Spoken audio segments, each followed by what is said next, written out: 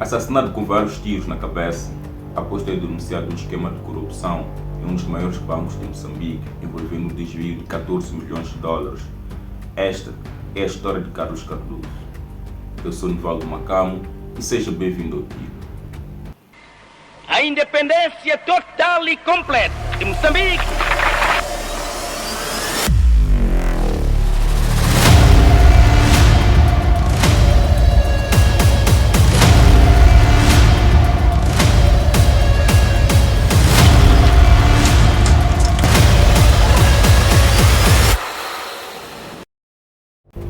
O ano é 2003.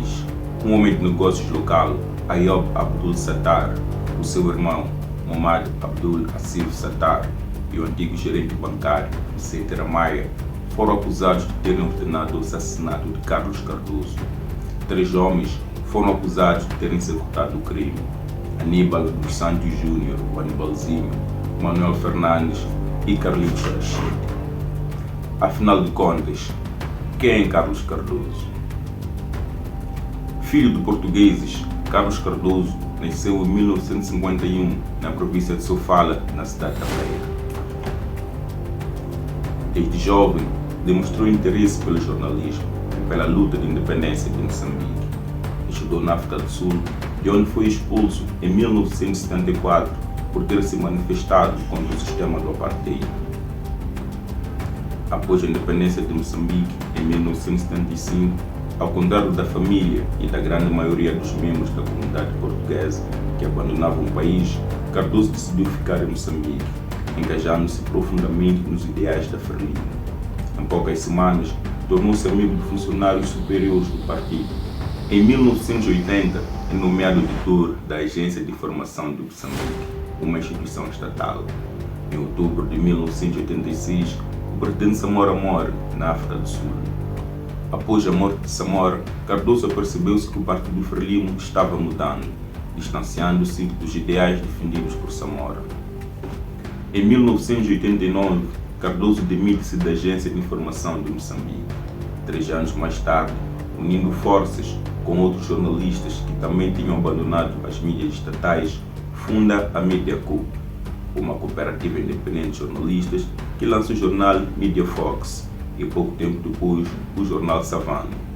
Nestes jornais eram publicados artigos sobre tópicos diversos, como as negociações secretas que conduziram ao fim da Guerra dos 16 anos, aos problemas dos ministérios não conseguirem pagar as contas de eletricidade. Em 1997, Carlos Cardoso abandona a Media Coop e funda no mesmo ano o Medical.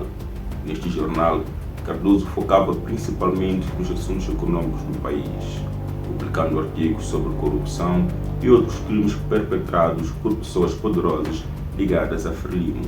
Pessoas estas que começaram a se sentir incomodadas com as notícias de Cardoso. No final da década de 1990, Cardoso investigava um escândalo de corrupção no Banco Comercial de Moçambique, onde foram desviados 14 milhões de dólares. A sua denúncia incomodou políticos e empresários que estavam envolvidos no desvio do dinheiro. Cardoso começou a ser alvo de ameaças e tentativas de intimidação, mas continuou publicando as suas investigações. Sua insistência em revelar a verdade fez com que se tornasse um alvo a abater por aqueles que se beneficiaram da corrupção. No dia 22 de novembro do ano 2000, Cardoso estava em seu carro com o motorista Manuel. Quando seguiam pela avenida Mártires da Machava, um carro de marca VW City Golf bloqueou a estrada. Homens armados saíram do veículo e dispararam vários tiros contra o carro de Cardoso. Cardoso foi atingido na cabeça por vários tiros e teve uma morte instantânea. O seu motorista Manuel ficou gravemente ferido, mas sobreviveu ao ataque. Durante as investigações, 6 nomes se destacaram: Mohamed Asif Abdul Sattar, também conhecido como Nini Sattar, um empresário moçambicano de descendência asiática, foi considerado um dos mandantes do assassinato e condenado a 24 anos de prisão.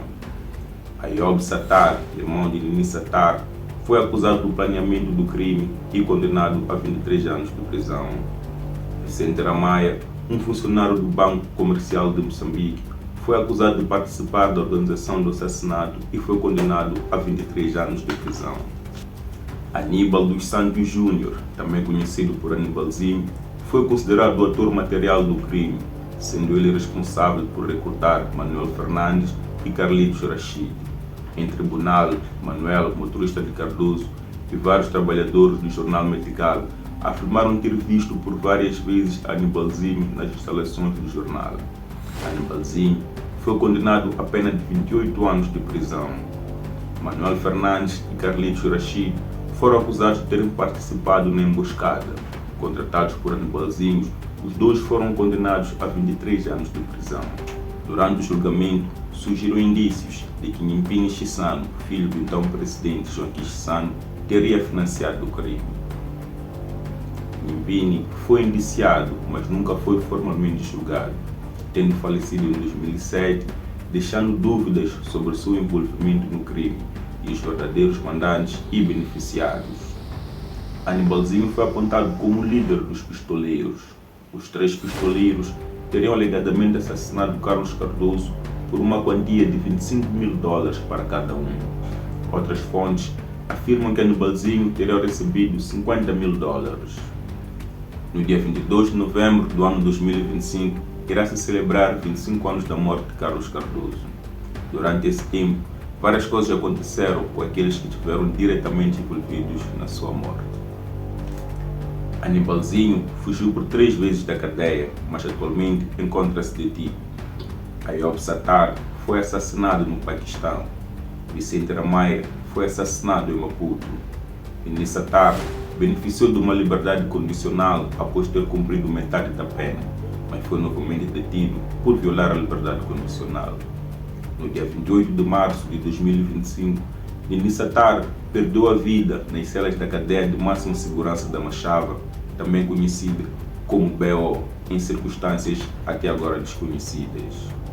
Manuel Fernandes foi libertado e ninguém tem notícias de Carlitos Rachid, se foi libertado ou morreu na cadeia.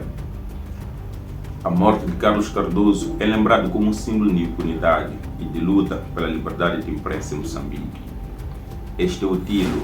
Se você gostou do conteúdo, subscreva-se no canal e deixa seu like. Isso estará me apoiando e motivando a produzir mais vídeos. Aquele abraço.